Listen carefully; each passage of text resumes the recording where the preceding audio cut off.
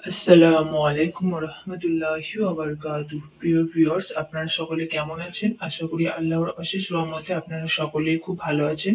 আমিও ভালো আছি আলহামদুলিল্লাহ।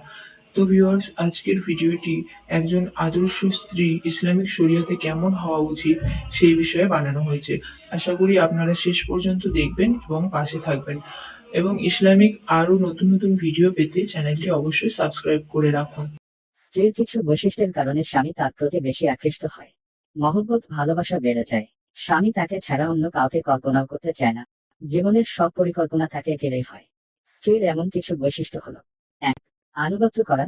যে স্ত্রী মহান আল্লাহর হুকুমের আনুগত্যের পাশাপাশি স্বামীরও অনুগত করে সেই স্ত্রী জান্নাতি, স্বামীরও ভীষণ প্রিয়। 2.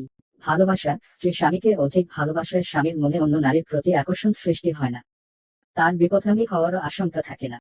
এই ধরনের নারীর জন্যই জান্নাত রয়েছে। 3. আনন্দ দান করা। যে স্ত্রী স্বামীকে আনন্দ দিয়ে মুগ্ধ করে সে স্ত্রীকে সর্বোত্তম সম্পদ বলা হয়েছে। 4. সান্ত্বনা দান করা।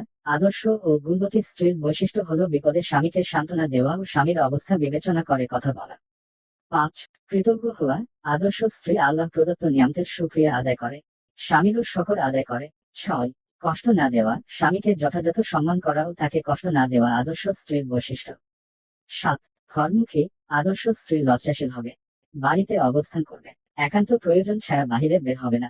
ইরশাদ হয়েছে, তোমরা শরীরে অবস্থান করো, প্রাচীন জাহেলী যুগের নারীদের মতো নিজেদের প্রদর্শন করো না। 8. অধিকার আদায়ে যত্নবান।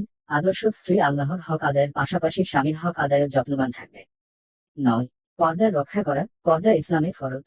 নামাজ রোজা পালন না করলে যেমন আল্লাহর কাছে জবাবদিহি করতে হবে, তেমনি পর্দা পালন না করলেও আল্লাহর কাছে জবাবদিহি করতে হবে।